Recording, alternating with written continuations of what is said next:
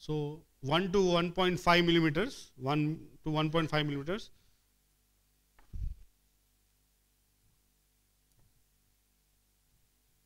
Take a bird beak.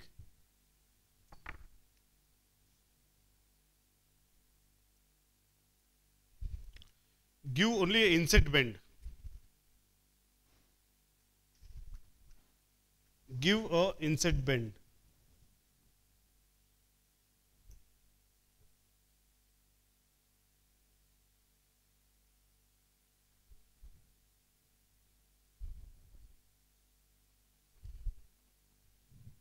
Give a inset bend.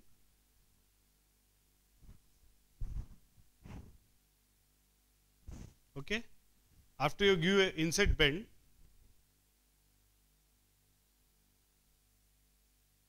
since it's my lower arch, if you in the upper arch, you can give around 2 to 3 millimeters and take it down.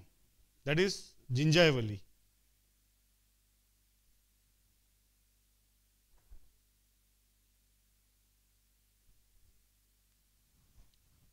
Actually, it would be better if you give the bend around 2 to 3 millimeters. Keep 2 to 3 millimeters away from the canine bracket, because you have to give the loop.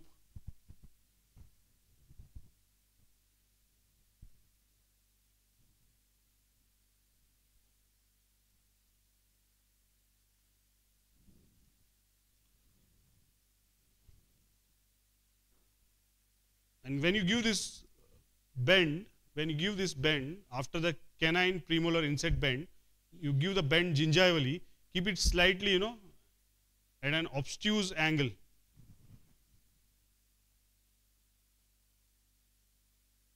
This angle should be obtuse, not right angle or acute. It should be pointing inwards. Then around approximately, you can say around 8 to 9 millimeters from this bend, 8 to 9 millimeters,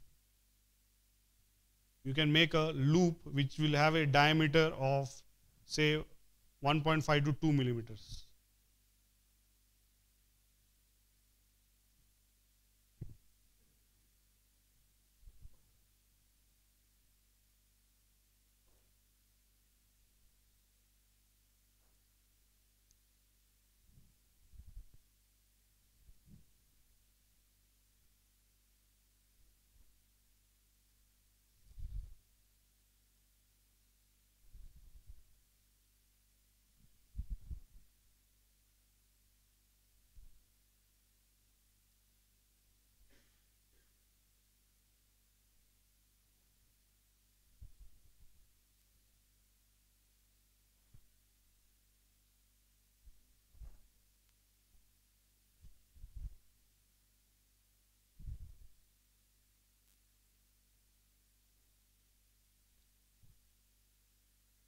And when you make the loops should go gingivally from, you can say, from lingual side to buccal side it should come, inside.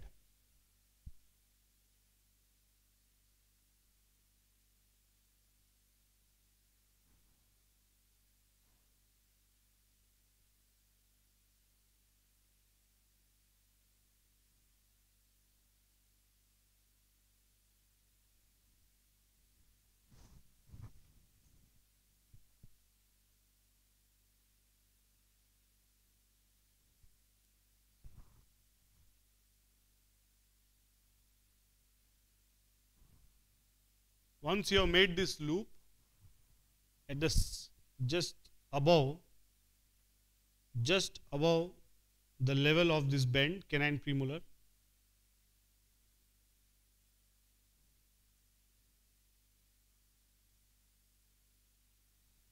this is for the upper, lower you can't make this long loop.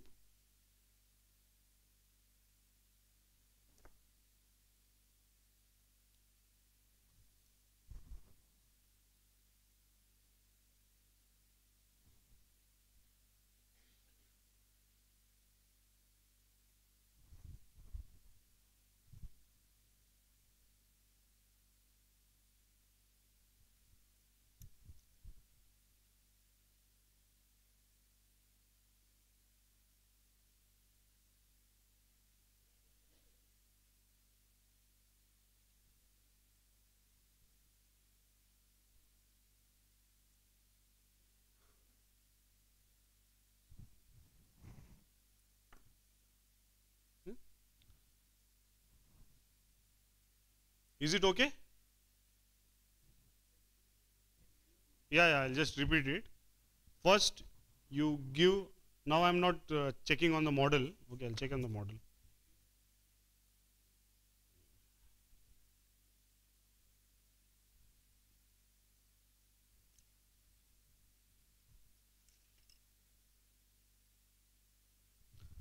.5 to 3 millimeters distal to the canine bracket, give a bend, canine premolar inset bend. First bend, canine premolar inset bend. Then you go down. It will depend on the case to case. Which? Next bend, it will depend on the thickness, no? Canine premolar labiolingual width.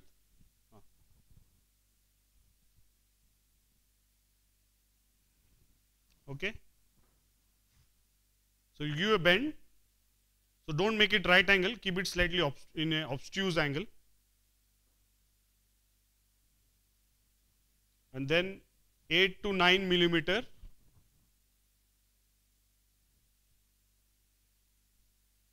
Take the length of this wire, keep it around 9 millimeters or 8 millimeters. Make a helical, which will be towards the gingiva.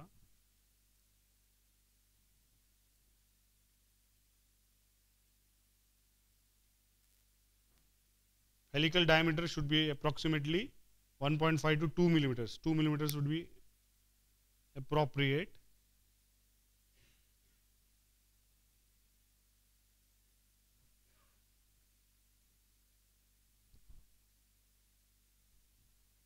Once you have made this wire, once you have made the helical, okay, then slightly above the canine premolar inset bend, this thing height, just bend it backwards. The wire which goes posteriorly should go above the canine premolar inset.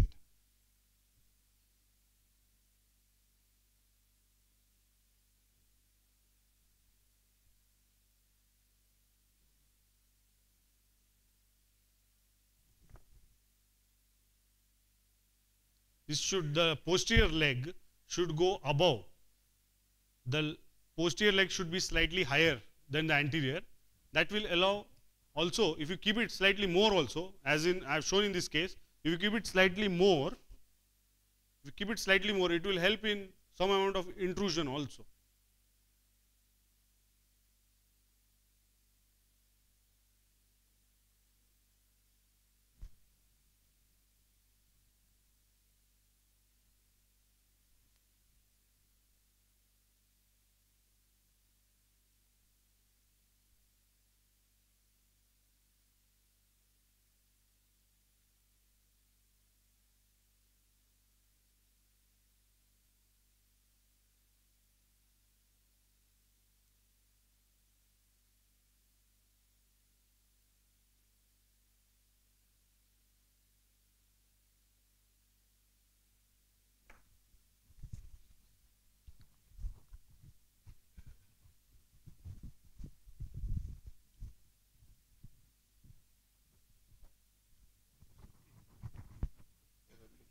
No.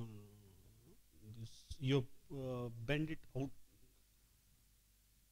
No, left like this. I'll just show you. No, not this plier. Bud big.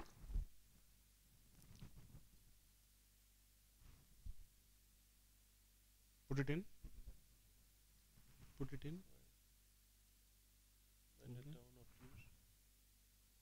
Down. Then. Okay.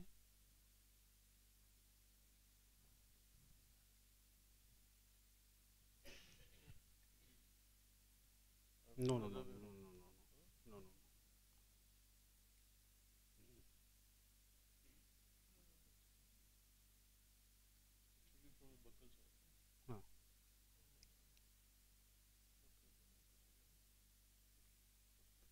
You take it in. I have not made the helical properly. You take it in, then this is slightly above, it should go like this.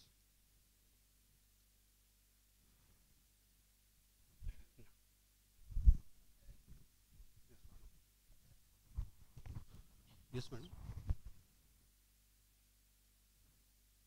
No, no, no. I'll just show you on this side.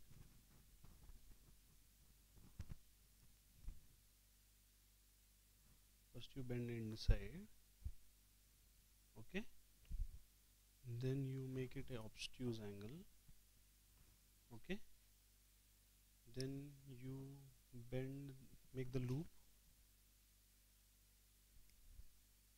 okay,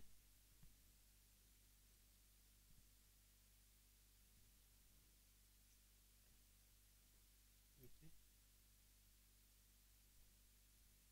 I have not bend the helix here properly. This will give you an idea.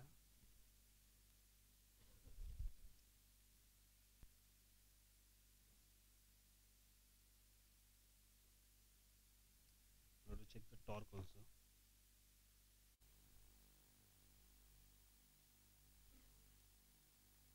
Alpha bend from the canine premolar inset.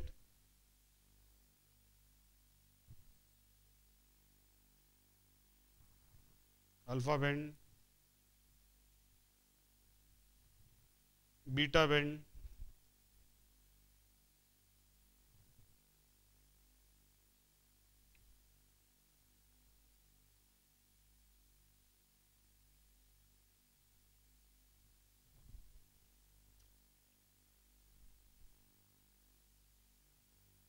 and these legs, posterior legs, no? This posterior leg, you spread it out, give expansion to prevent the transbowing effect.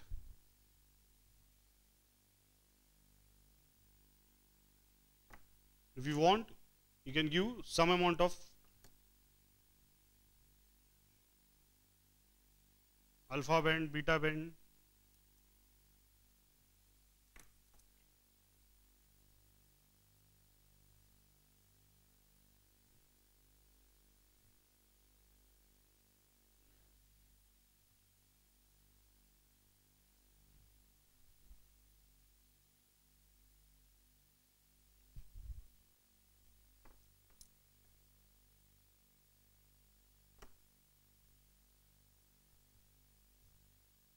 You can give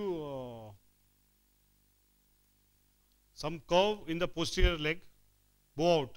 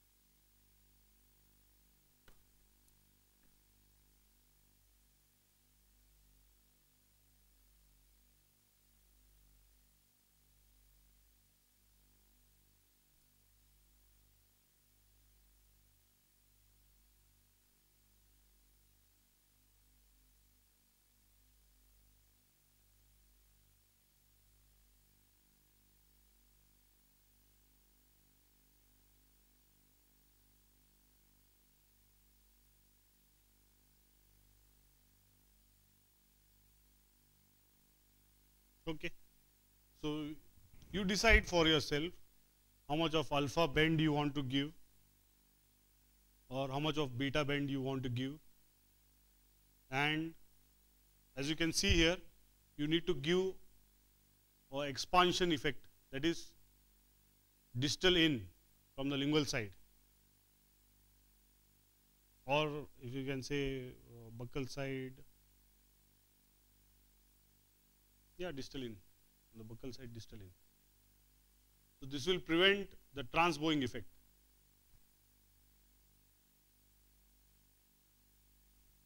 Okay, will understood? Huh? No, not, you're not understood. We'll go through this